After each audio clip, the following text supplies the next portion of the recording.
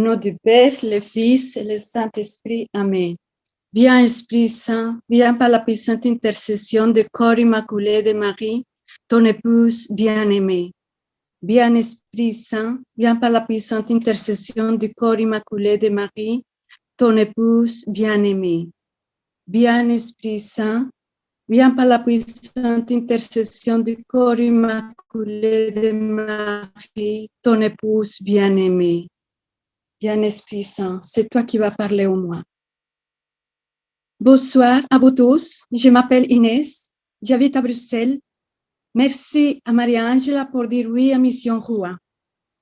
Voici mon premier juin 2021.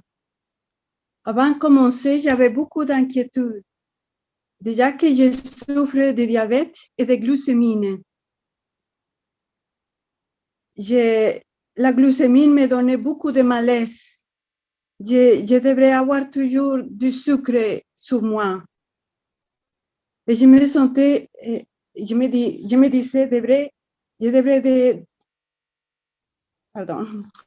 me demandais alors comment je vais faire pour faire les jeûnes, si je devrais apprendre du sucre tout le temps. Quand je sentirais ce malaise, qu'est-ce que je vais faire? Donc, j'étais fort inquiète. Mais pour être sûre de tout ça, j'ai commencé à écouter beaucoup de témoignages. Mission Rua en espagnol. Et une amie m'a parlé aussi. Je me posais des questions si ça c'était vrai. Petit à petit, j'ai pris confiance. Je me dis, si ces personnes qui ont la même maladie que moi, ils témoignent comme ça, c'est parce que c'est possible. J'ai prié à l'Esprit Saint de venir jeûner au moi, de m'aider à faire ce jeûne. Le lendemain, en sortant de la messe, j'ai senti un bon odeur de rose. J'ai senti la présence de Jésus. Ça m'a confirmé alors que je dois faire le jeûne. J'étais émotionnée d'écouter le Père Claudio tout le temps en Mission Rua en espagnol. Il parlait du pardon. Il disait, vous qui êtes en train de m'écouter, vous devrez demander pardon à vos frères et que vous ne savez pas comment faire. Maintenant, c'est le moment. Vas-y, prends le téléphone. À l'entendant, je vais chanter une chanson à l'Esprit Saint pour le pardon et je vous attends. Faites-le maintenant. Vous qui m'écoutez. Alors là, c'est comme si le Père Claudio me voyait. Et comme si c'était pour moi ce qu'il disait.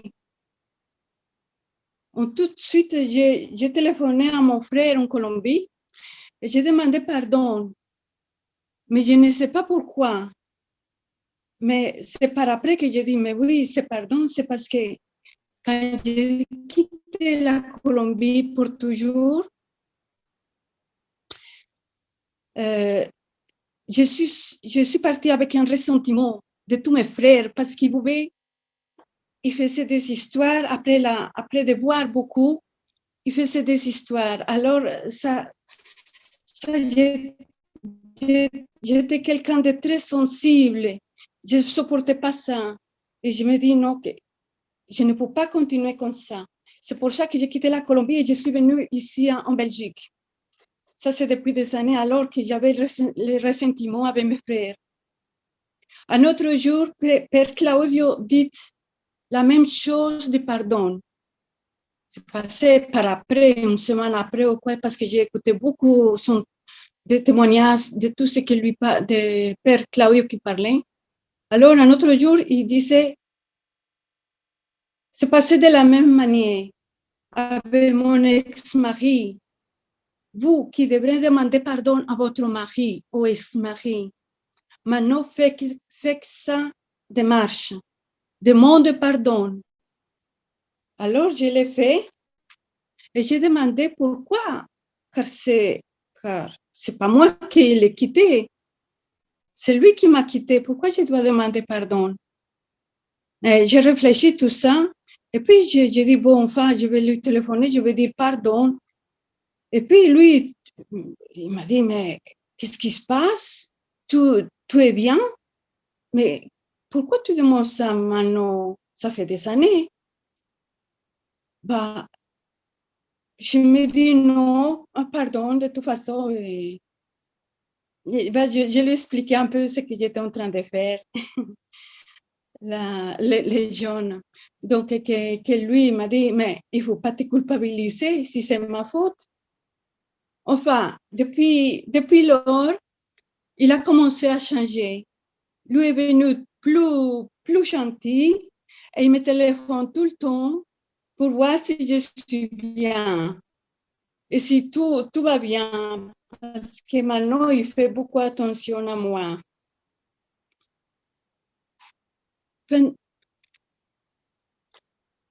Pendant mon jeûne, j'ai eu beaucoup de afta. Je ne sais pas prononcer. Ça veut dire beaucoup de blessures dans ma bouche. Le palais, la langue, les gencives. Donc, j'ai eu tous ces problèmes. J'étais très sensible de la bouche pendant tous ces 40 jours. Mais grâce à Dieu, ce travail que Dieu a fait pour moi de pardon, je me suis guérie. Mais c'est une très belle expérience. Quand j'ai terminé les jeûnes, j'avais envie de crier fort pour dire qu'il faut jeûner à tout le monde. J'avais des cris de joie, difficiles à expliquer. J'ai loué Abba Papa, Abba Père. Toute la journée, j'ai été remplie d'émotions.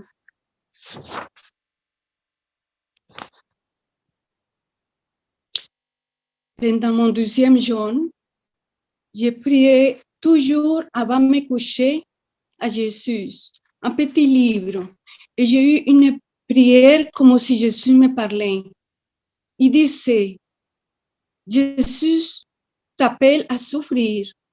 Aujourd'hui, sois prête à gravir le calvaire avec moi. Désires-tu me soulager de mes plaies qui saignent? Donner ta confirmation. Je me mis au genou directement avec mon corps bien ouvert, aux yeux fermés. Oui, je l'ai vu, Seigneur. Je te le confirme. Je me suis couchée et dans mon rêve, je me trouvais enfermée dans une pièce noire à 4 murs, tout fermé avec un grand chien noir méchant.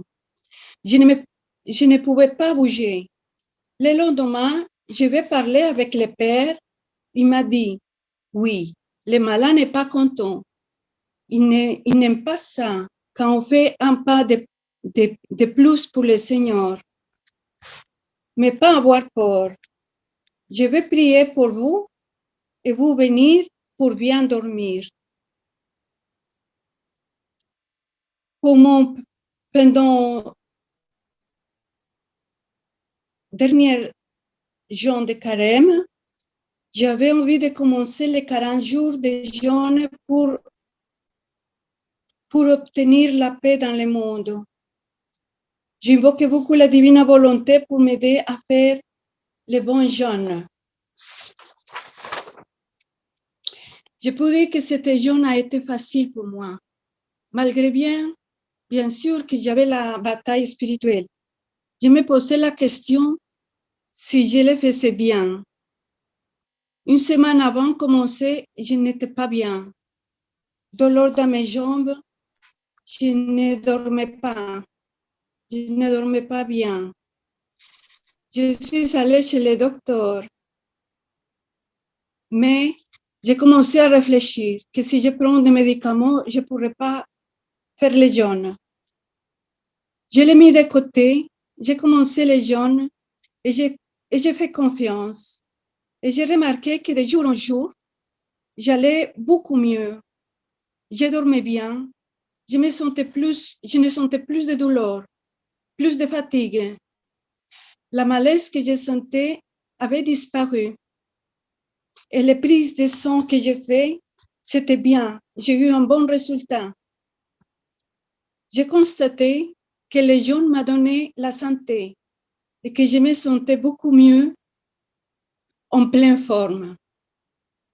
Pendant le jeûne de 40 jours, le Seigneur m'a fait des cadeaux d'avoir toujours le transport alors, sans jamais attendre. Alors qu'en général, je risque d'attendre longtemps surtout où j'habite. J'étais aussi étonnée des personnes que j'ai rencontrées pendant les jeûnes. La gentillesse, les voisins avec un bon sourire, beaucoup d'attention. Je me disais, qu'est-ce que j'ai? Tout ça vient du Seigneur. Je suis passé beaucoup de temps dans la prière. J'ai senti beaucoup de paix et de joie. J'ai fait plusieurs neuvaines à la Vierge Immaculée pour pouvoir faire bien les 40 jours de jeûne. Et maintenant, pour finir, ce que j'ai bien aimé, c'est de méditer toujours tôt le matin avant mon chapelet. C'était de rester centré en Christ. Je m'unis à lui, je disais, Seigneur, que tes yeux soient mes yeux pour te regarder, que tes pensées soient mes pensées, que ta bouche soit ma bouche pour te louer, etc., etc. Je continuais à méditer, je restais centré en Christ pour un bon temps. Après, j'ai senti les frissons dans tout mon corps. Je me sentais bien. C'était un délice à chaque fois que je méditais cette prière. J'invite à tous qui m'écoutent à faire ce jeûne en demandant la grâce de jeûne à chaque jour, afin que soit Jésus qui vient jeûner en nous. Car nous seuls, nous ne pouvons pas jeûner. C'est seulement si Jésus vient en nous que nous pouvons jeûner. C'est une grâce à demander. Merci infiniment, Père Claudio. Que Dieu nous envoie beaucoup de prêtres comme vous. Que Dieu vous bénisse. Vas.